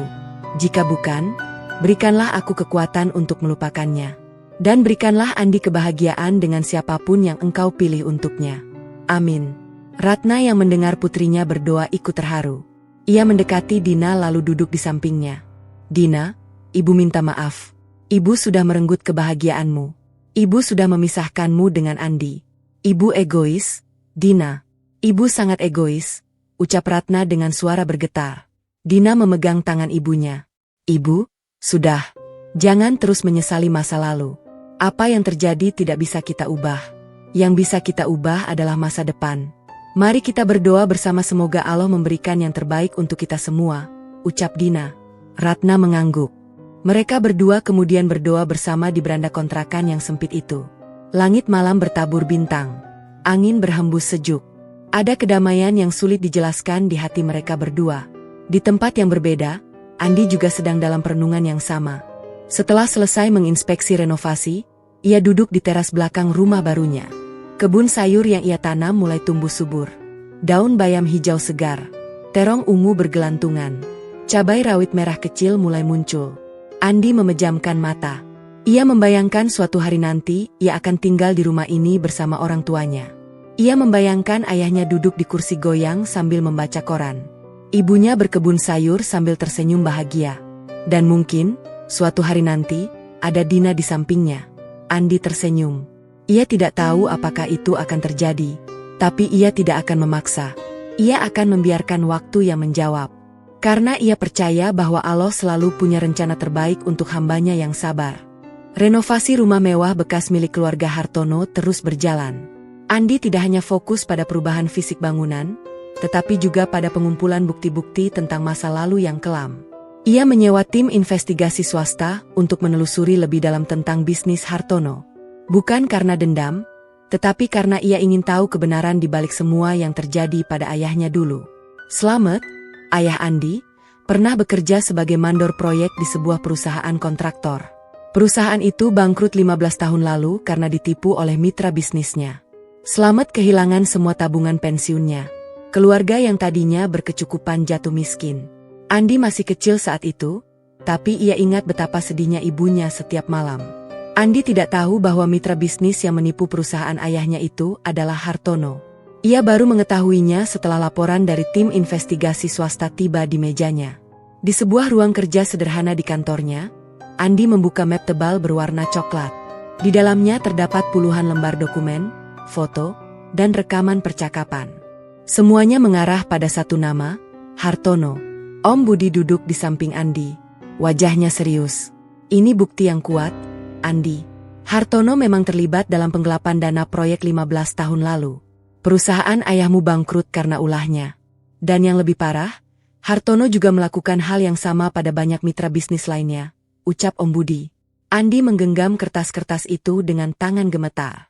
Matanya membaca setiap kata dengan seksama. Air matanya menetes. Ia tidak menyangka bahwa orang yang dulu ia hormati sebagai calon mertua ternyata adalah penipu yang merusak kehidupan ayahnya. Ayah tidak pernah cerita tentang ini. Ayah hanya bilang bahwa perusahaannya bangkrut karena persaingan yang tidak sehat. Ayah tidak pernah menyebut nama Hartono. Mungkin ayah tidak ingin aku membenci mereka, ucap Andi dengan suara parau. Om Budi menghela napas. Ayahmu orang yang sabar, Andi. Dia memilih untuk memaafkan dan melupakan. Tapi sekarang kamu tahu kebenarannya. Kamu harus memutuskan apa yang akan kamu lakukan dengan informasi ini, ucap Om Budi. Andi terdiam cukup lama. Ia memandang keluar jendela. Langit di luar terlihat cerah. Burung-burung pipit beterbangan. Semua tampak damai, sementara hatinya sedang bergolak. Om, Andi tidak akan menggunakan bukti ini untuk balas dendam. Andi akan menyimpannya sebagai pengingat bahwa Allah Maha Adil. Biarkan Hartono dan Ratna merasakan sendiri akibat dari perbuatan mereka tanpa harus Andi yang menghancurkan mereka, ucap Andi akhirnya. Om Budi mengangguk. Itu keputusan yang bijak, Andi. Kamu sudah dewasa. Om bangga padamu, ucap Om Budi. Andi menyimpan kembali map itu ke dalam lemari besi. Ia tidak akan membukanya kecuali benar-benar diperlukan. Untuk saat ini, ia akan fokus pada renovasi rumah dan pengembangan bisnis propertinya. Sementara itu, keluarga Hartono terus berjuang di kontrakan kecil mereka. Ratna sudah mulai terbiasa dengan rutinitas barunya. Ia memasak, mencuci, membersihkan rumah. Tangannya yang dulu hanya memegang perhiasan mahal kini kasar karena sabun dan air. Tapi ia tidak mengeluh. Ia justru merasa lebih berarti. Hartono berjualan nasi bungkus setiap hari. Pelanggannya tidak banyak, tapi lumayan untuk makan sehari-hari. Ia sudah tidak lagi memikirkan kejayaannya dulu. Ia hanya ingin keluarganya bisa bertahan. Dina bekerja lebih keras. Ia mengambil tambahan shift di butik dan juga menerima pesanan jahitan dari tetangga. Setiap malam ia menjahit hingga larut. Matanya sering sembab karena kelelahan, tapi ia tersenyum setiap kali melihat ibunya terbantu oleh uang hasil jerih payahnya. Suatu malam, ketika Dina sedang menjahit, Ratna mendekatinya. "Dina, ibu mau bertanya," ucap Ratna dengan suara lembut. "Iya, Bu. Ada apa?" tanya Dina tanpa mengangkat wajah dari mesin jahitnya. Ratna duduk di samping Dina. "Apakah kamu masih mencintai Andi?" tanya Ratna. Dina berhenti menjahit. Ia menatap ibunya dengan mata berkaca-kaca. "Ibu, kenapa ibu bertanya seperti itu?" tanya Dina. Ratna menggenggam tangan putrinya. "Ibu hanya ingin tahu, Nak. Ibu sudah melihat bagaimana kamu terus memikirkan Andi setiap hari. Ibu sudah melihat bagaimana kamu menangis saat membaca pesan darinya. Ibu tahu kamu masih sangat mencintainya. Ibu hanya ingin kamu bahagia. Jika dengan Andi kamu bahagia, ibu akan membantu. Tapi jika tidak, ibu akan ikhlas," ucap Ratna. Dina menunduk. Air matanya menetes. "Ibu, Dina masih mencintai Andi." Tapi Dina tidak tahu apakah Andi masih memiliki perasaan yang sama. Dan Dina juga tidak ingin memaksakan. Dina sudah menyakiti hatinya sekali. Dina tidak ingin menyakitinya lagi, ucap Dina dengan suara bergetar. Ratna memeluk putrinya. "Ibu mengerti, Nak. Tapi jangan menyerah sebelum mencoba. Jika kamu benar-benar mencintainya, tunjukkan dengan ketulusanmu. Biarkan waktu yang membuktikan. Ibu akan berdoa setiap hari untuk kebahagiaanmu," ucap Ratna. Dina menangis di pangkuan ibunya. Tangis yang sudah lama ia pendam. Tangis yang tidak bisa ia keluarkan selama berbulan-bulan. Kini ia melepaskannya semua. Ratna hanya diam memeluk putrinya, menyesali semua kesalahannya di masa lalu. Andi, di tempat yang berbeda, juga sedang dilanda perasaan yang sama. Ia telah selesai dengan sebagian besar renovasi rumah. Kini ia sering menghabiskan waktu sendirian di rumah itu, memikirkan masa depan. Suatu sore, ketika ia sedang duduk di teras belakang, ponselnya berdering. Sebuah nomor tidak dikenal. Andi mengangkatnya. "Halo, Andi. Ini Dina," ucap suara dari seberang sana. Andi terkejut. Jantungnya berdegup kencang. "Halo, Dina. Ada apa?" tanya Andi berusaha tenang. Dina menarik napas panjang. "Aku hanya ingin mendengar suaramu, Andi. Aku rindu. Aku tahu aku tidak pantas merindukanmu setelah apa yang ibuku lakukan. Tapi aku tidak bisa berbohong pada perasaanku sendiri," ucap Dina dengan suara lirih. Andi terdiam. Ia tidak tahu harus menjawab apa. Rindu juga ia rasakan.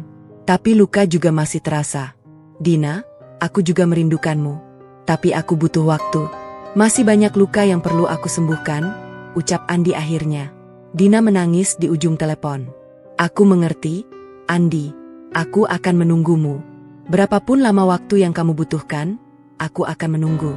Aku janji akan menjadi pribadi yang lebih baik. Aku janji tidak akan mengulangi kesalahan yang sama," ucap Dina. "Terima kasih, Dina. Itu sangat berarti bagiku," ucap Andi. Mereka berdua berbicara cukup lama. Tentang kabar masing-masing. Tentang kehidupan yang telah berubah. Tentang rindu yang tidak bisa lagi dipungkiri. Tidak ada janji. Tidak ada kepastian. Hanya ada keterbukaan dan kejujuran yang dulu sempat hilang di antara mereka. Setelah telepon ditutup, Andi memandang langit sore yang berwarna jingga. Hatinya terasa lebih ringan.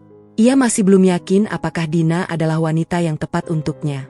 Tapi setidaknya, ia sudah membuka pintu itu lagi. Dan entah mengapa, ia merasa lega. Slamet dan Maryam melihat perubahan pada anak mereka. Andi menjadi lebih sering tersenyum. Ia tidak lagi murung seperti dulu. Ia mulai sering berbicara tentang masa depan. Tentang rumah yang sudah hampir selesai direnovasi. tentang rencana bisnisnya, dan tentang Dina, yang perlahan mulai muncul kembali di dalam cerita-ceritanya. "Nak, ayah senang melihatmu bahagia lagi. Tapi ayah hanya ingin mengingatkan, jangan terburu-buru. Pastikan semuanya sudah benar-benar siap sebelum kamu mengambil keputusan besar," ucap Slamet suatu malam. Andi mengangguk. Andi mengerti, ayah. Andi tidak akan mengulangi kesalahan yang sama. Andi akan memastikan segalanya sudah benar-benar siap sebelum Andi memutuskan untuk melangkah lebih jauh dengan Dina, ucap Andi. 6 bulan telah berlalu sejak renovasi rumah besar itu dimulai. Andi hampir menyelesaikan semua pekerjaan. Rumah yang dulu megah dan angkuh kini telah berubah menjadi tempat yang hangat dan penuh kedamaian. Tidak ada lagi kesan dingin yang dulu menyelimuti setiap sudutnya. Dinding-dinding yang dulu hanya memantulkan kesombongan kini memancarkan keramahan. Andi memutuskan untuk tidak tinggal sendiri di rumah itu. Ia mengajak Slamet dan Maryam untuk pindah bersamanya. Awalnya Slamet menolak. Ia merasa tidak pantas tinggal di rumah sebesar itu. Tapi Andi meyakinkannya bahwa rumah itu adalah milik keluarga mereka, bukan milik Andi seorang. "Ayah, Ibu, kalian berdua yang paling berhak tinggal di sini. Kalian yang bekerja keras membesarkan Andi tanpa mengeluh. Kalian yang mengajarkan Andi arti kesabaran dan kejujuran. Rumah ini tidak akan berarti apa-apa tanpa kalian di dalamnya," ucap Andi. Maryam menangis haru. Slamet hanya bisa mengangguk sambil mengusap air matanya. Mereka akhirnya pindah ke rumah besar itu. Maryam mengambil alih dapur yang luas. Slamet merawat kebun sayur di belakang. Andi mengurus bisnis propertinya dari ruang kerja yang nyaman. Sementara itu, keluarga Hartono terus berjuang di kontrakan kecil mereka. Ratna sudah tidak lagi menangis setiap malam. Ia mulai menerima kenyataan bahwa hidupnya telah berubah. Ia tidak lagi menjadi wanita kaya yang disegani. Kini ia hanya seorang ibu biasa yang berusaha mencukupi kebutuhan keluarganya dengan menjual nasi bungkus. Hartono juga mulai menerima keadaannya. Ia sudah tidak lagi memikirkan kejayaannya dulu. Ia lebih fokus pada bagaimana caranya agar warung nasi bungkusnya bisa bertahan. Pelanggannya tidak banyak, tapi cukup untuk makan sehari-hari. Dina tetap bekerja di butik dan juga menerima pesanan jahitan. Ia semakin rajin. Setiap malam ia menjahit hingga larut. Ia ingin membantu orang tuanya agar tidak terlalu menderita. Ia juga ingin menabung sedikit demi sedikit untuk masa depannya.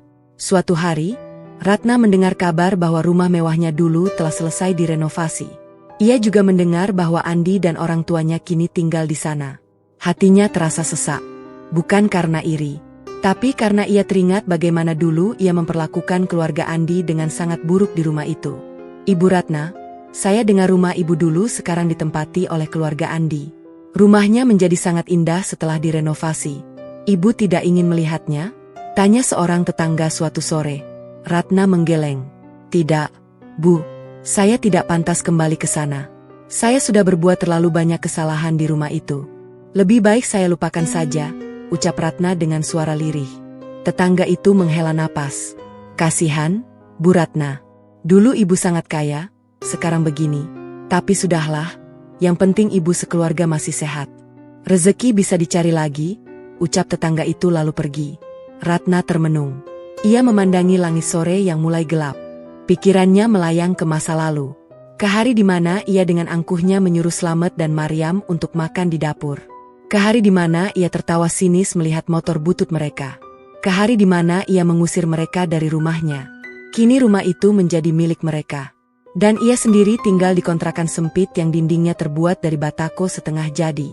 Allah benar-benar membalikkan keadaan dengan sempurna. Malam harinya, setelah salat Isya, Ratna berdoa dengan khusyuk. "Ya Allah, ampuni aku. Aku telah sombong. Aku telah merendahkan hamba-Mu yang saleh. Aku telah menyanyiakan rezeki yang Engkau berikan melalui mereka. Kini aku sadar. Ampuni aku, ya Allah," ucap Ratna dalam doanya. Dina yang mendengar ibunya berdoa ikut terharu. Ia mendekati Ratna lalu memeluknya. "Ibu, Allah Maha Pengampun. Ibu sudah bertobat. Allah pasti mengampuni ibu," ucap Dina. Ratna menangis di pangkuan putrinya. "Dina, ibu minta maaf. Ibu sudah merusak hidupmu. Ibu sudah memisahkanmu dengan Andi. Ibu egois, Dina.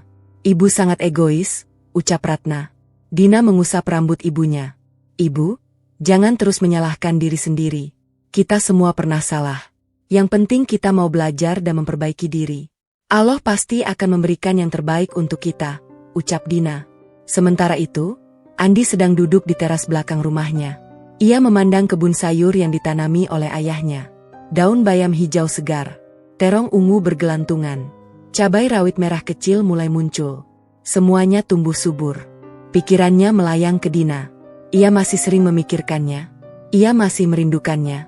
Tapi ia juga masih ragu. Apakah ia bisa memaafkan semua yang terjadi? Apakah ia bisa melupakan penghinaan yang dialami keluarganya?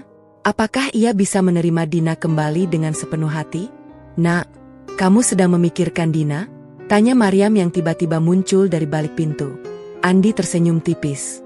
Iya, Bu. Andi masih memikirkannya, ucap Andi. Maryam duduk di samping anaknya. Ibu tahu perasaanmu, Nak. Ibu juga pernah merasakannya. Tapi ingatlah, memaafkan itu tidak mudah. Tapi jika kamu benar-benar mencintainya, kamu pasti bisa, ucap Maryam. Andi menggenggam tangan ibunya. Ibu, apa ibu tidak marah lagi pada keluarga Dina? Tanya Andi. Maryam menggeleng. Ibu sudah memaafkan mereka sejak lama. Nak, ibu tidak pernah menyimpan dendam. Ibu hanya ingin kamu bahagia. Jika dengan Dina kamu bahagia, maka ibu akan merestui. Jika tidak, ibu juga akan ikhlas, ucap Maryam. Andi memeluk ibunya. Terima kasih, Ibu. Andi akan memikirkannya baik-baik, ucap Andi. Di kejauhan, bintang-bintang mulai bermunculan di langit malam. Angin berhembus sejuk membawa aroma tanah basah dari kebun sayur. Andi memejamkan mata. Ia berdoa dalam hati. Ya Allah, tunjukkanlah jalan yang terbaik untukku. Jika Dina adalah jodoh yang Engkau tetapkan untukku, dekatkanlah dia kembali padaku. Jika bukan, berikanlah aku kekuatan untuk melupakannya. Dan berikanlah kebahagiaan untuk kami berdua, dimanapun kami berada. Amin. Tepat 1 tahun setelah keluarga Hartono kehilangan segalanya, Andi menyelesaikan seluruh proses renovasi rumah besar itu. Kini rumah tersebut berdiri megah namun bersahaja. Pagar putih dengan ukiran kayu sederhana. Taman depan yang hijau dengan sayuran dan bunga-bunga warna-warni. Rumah itu seperti telah berganti jiwa. Slamet dan Maryam sudah resmi tinggal di sana sejak 2 bulan lalu. Maryam sangat bahagia karena kini memiliki dapur yang luas untuk memasak.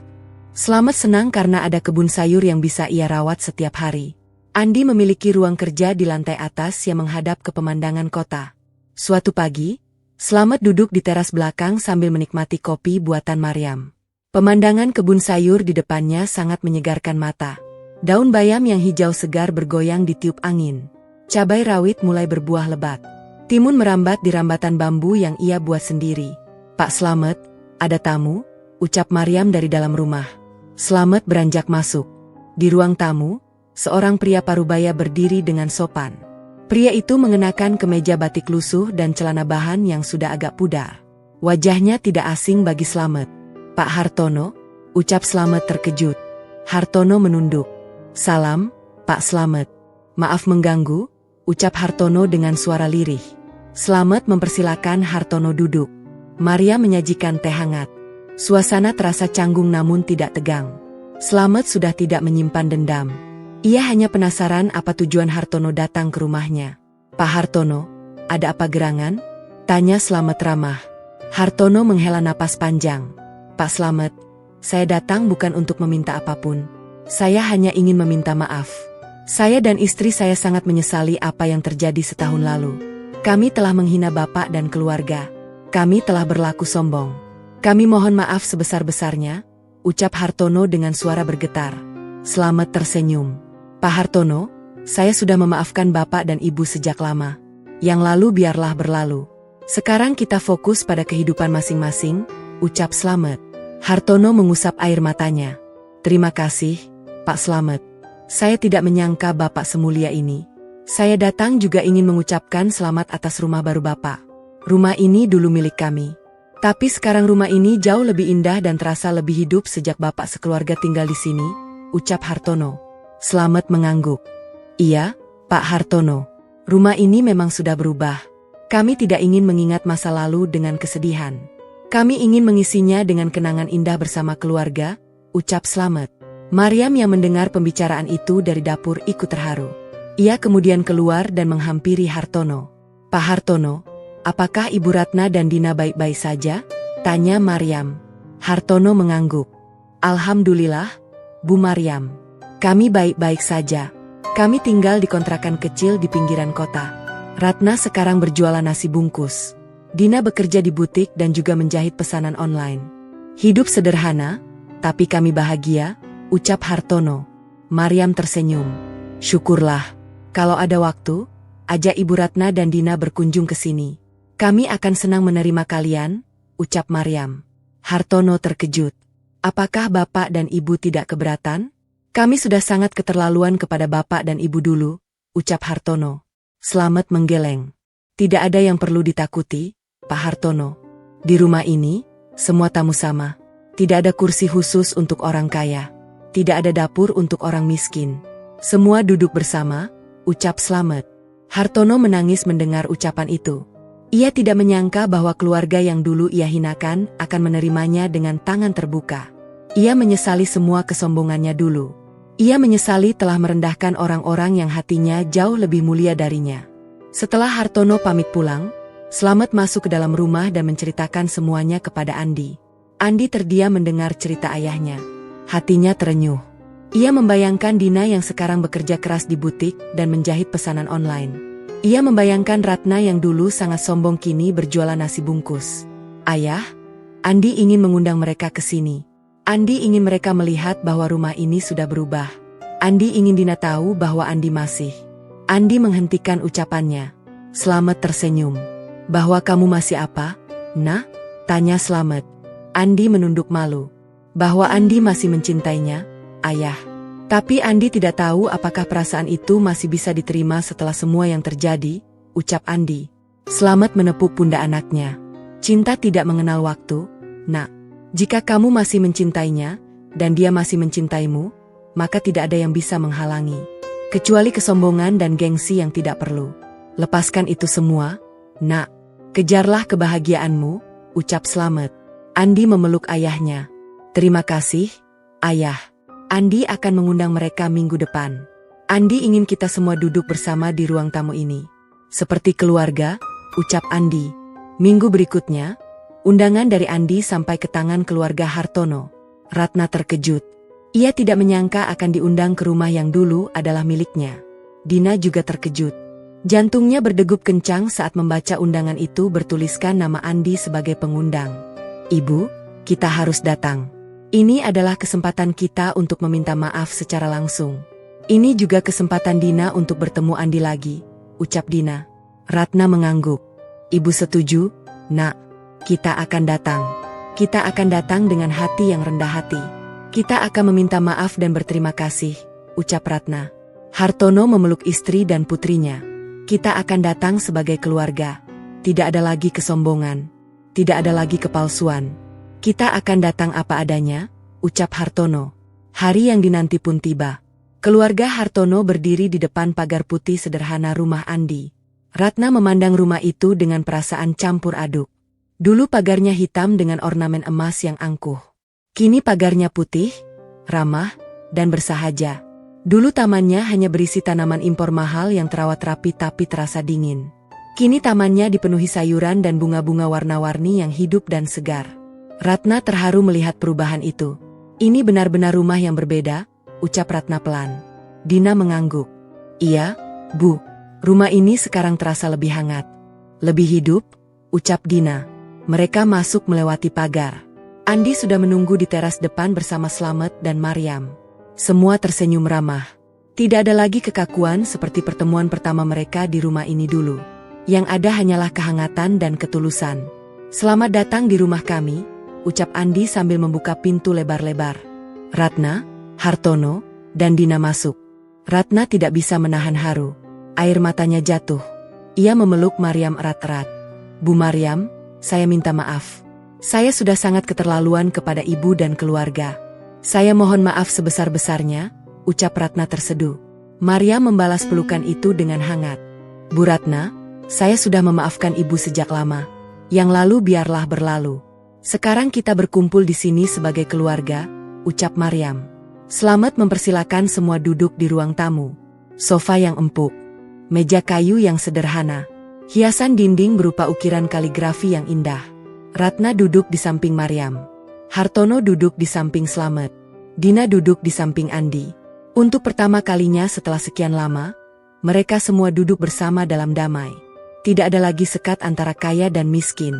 Tidak ada lagi ruang tamu untuk tamu VVIP dan dapur untuk keluarga miskin. Semua sama di ruang tamu ini. Ratna menangis lagi. Ia tidak bisa berkata-kata. Ia hanya bisa mengucap syukur dalam hati. Ya Allah, terima kasih Engkau masih memberiku kesempatan untuk memperbaiki diri. Terima kasih Engkau mempertemukanku kembali dengan keluarga yang baik hati. Ampuni dosa-dosaku. Dan jika Engkau berkenan, satukanlah Dina dan Andi dalam ikatan yang Engkau ridho. Amin.